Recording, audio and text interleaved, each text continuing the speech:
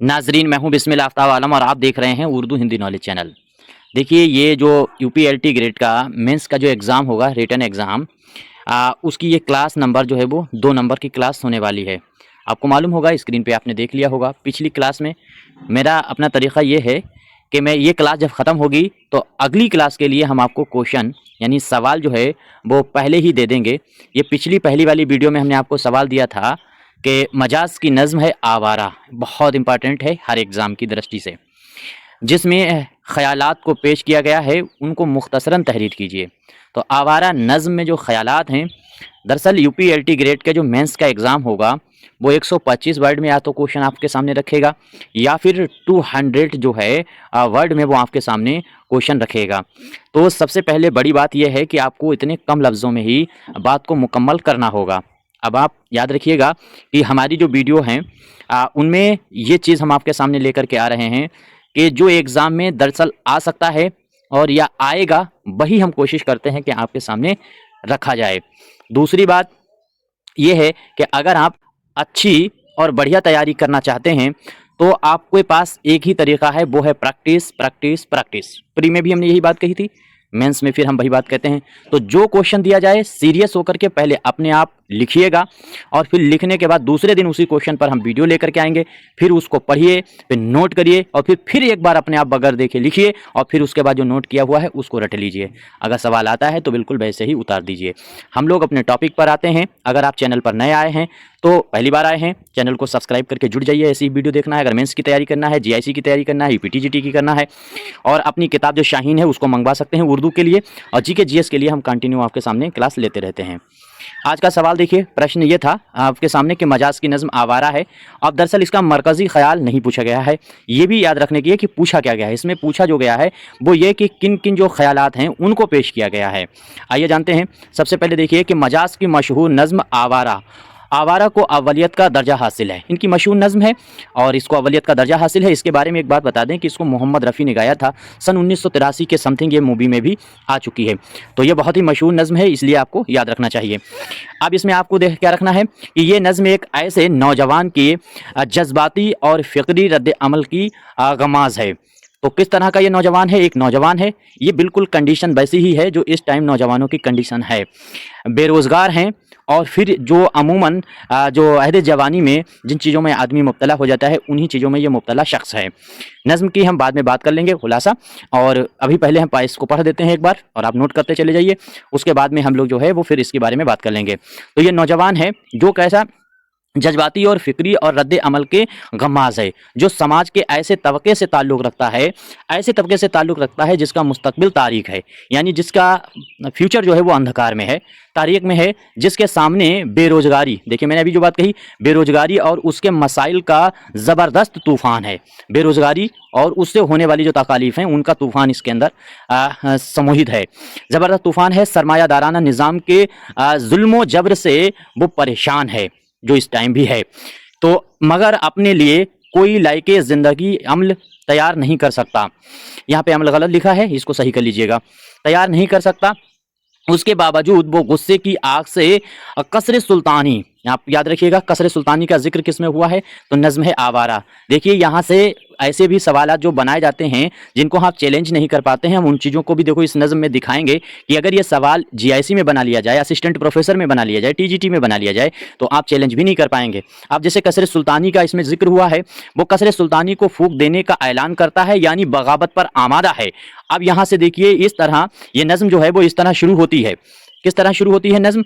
एक नौजवान जो अपने आवाई वतन से दूर किसी शहर में तलाश व माश में भटक रहा है और हसीन सड़कों, खुशनुमा औरतों और पुरकशिश होटलों को देखता है। अमूमन ये 4-5 चीज़ें आपको दिखती हैं।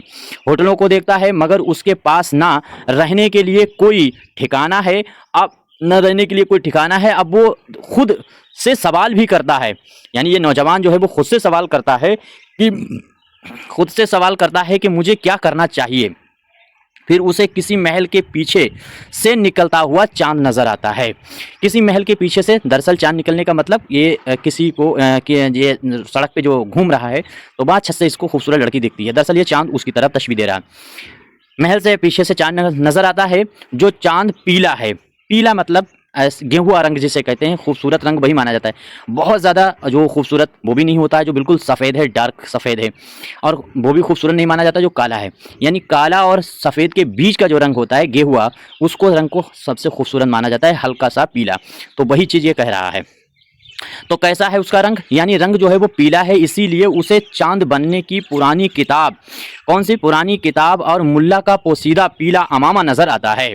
तो पीला अमामा नज़र आता है, साथ ही वो चांद को बेबा, या देखिए तशबीह किससे दे रहा है, हसीन चांद को, यानी इसको लड़की जो दिखती है जो ये महल पे देखता है, वो लड़की जो है वो दरअसल बेबा है।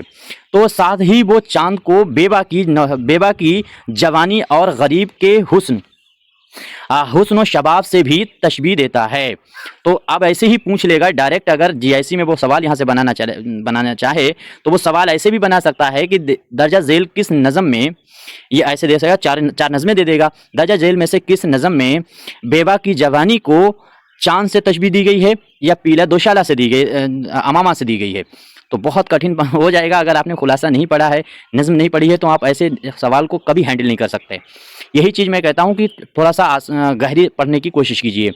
अब क्या होता है, तशबीह देता है और आसमान पर चमकने वाले तारों का जाल उसे, आप देखिए आसमान पर जो तारे हैं यानी जो कहकशां हैं, वो क्या होता है, तारों का जाल उसे सूफी का तसव्वुफ और आशिक का ख्याल महसूस होता है। अब ये पूछ लिया जाए सवाल ऑब्जेक्टिव में, देखिए मैं ऐसी कोशिश कर रहा हूँ कि ऑब्जेक्टिव अगर यहाँ से सवाल बने तब भी आप हैंडल कर लें, क्योंकि बहुत से बच्चे ऐसे हैं जो एलटी ग्रेड के साथ साथ में जीआईसी का भी एग्जाम देंगे। तो जीआईसी के एग्जाम में भी रिटन पेपर है और प्लस वहाँ पर ऑब्जेक्टिव भी पेपर है। तो वो सवाल जब इस तरह से बना लेगा एग्जामिनर, तो वो बहुत कठिन सवाल होता है, इसकी कोई दलील आप नहीं दे पाएंगे। तो क्या होता है, तो उसने तारों के जाल को क्या है, सूफी का तसव्वुर और आशिक के ख्याल महसूस होता है, मगर वो इसलिए लुत्फ नहीं ले सकता क्योंकि उसको ये महसूस होता है कि उसके दिल का हाल समझने वाला कोई मौजूद नहीं। आसमान से टूटते हुए तारे को देखकर वो आह सर्द भरता है और वो समझता है कि न जाने किसकी तकदीर का तारा टूटा है। अमूमन हम लोग देखते हैं कि ये रिवायत होती है, कोई तारा टूटता है तो कोई दुआ मांग लो, इससे कबूल हो जाएगी, तारा टूटा हुआ है, यह शुभ माना जाता है। उसके सीने में एक हुक सी उठती है और दिल पर एक चोट सी लगती है।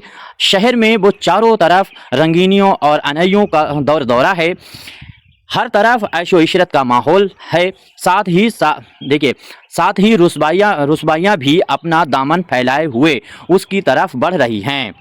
समझ में आ रही, बहुत इंपॉर्टेंट यहाँ से लाइन है, रुसवाइयाँ फैलाए दामन बढ़ रही हैं जिससे उसे अपने को बचाना भी है। देखिए दुनिया में सफल इस टाइम का भी दौर यही है सेम, इसीलिए मैं उन पॉइंटों को उठा रहा हूँ पहले जिनसे सवाल बन सकते हैं। इस टाइम भी स्टूडेंट के सामने मसला यही है, कामयाब उसी को माना जाता है जो सरकारी नौकरी हासिल कर ले।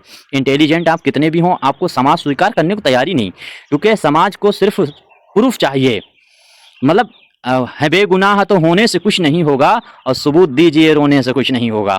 तो समाज सबूत मांगता है आपकी सफलता का, और सफलता का सबूत इतना है कि आपके पास सरकारी नौकरी, ये सबसे बड़ा मसला है।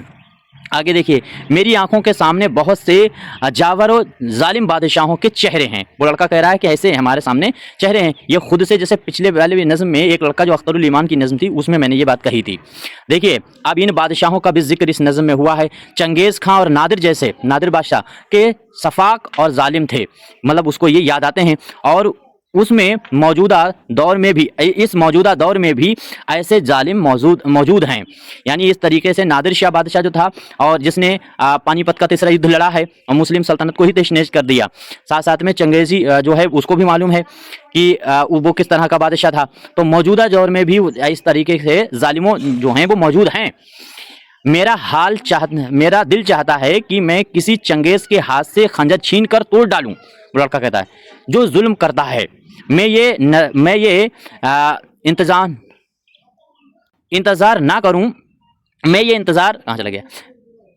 इंतज़ार ना करूं कि कोई और ये काम करे, यानी जो खंजर है उसे छीन करके कोई दूसरा काम करे, बल्कि वो चाहता ये है काम ना करे, बल्कि मैं खुद बढ़ करके इस काम को अंजाम दूं। सरमायादाराना निज़ाम की इंद्र सभा, सरमायादार निज़ाम जो है यानी पैसे वालों की जो हुकूमत चल रही है, इस निज़ाम की इंद्र सभा और साजो सामान को जला डालूं और बादशाहों के तख्त बजाए उसके पूरे महल को नजर आतिश कर दूं।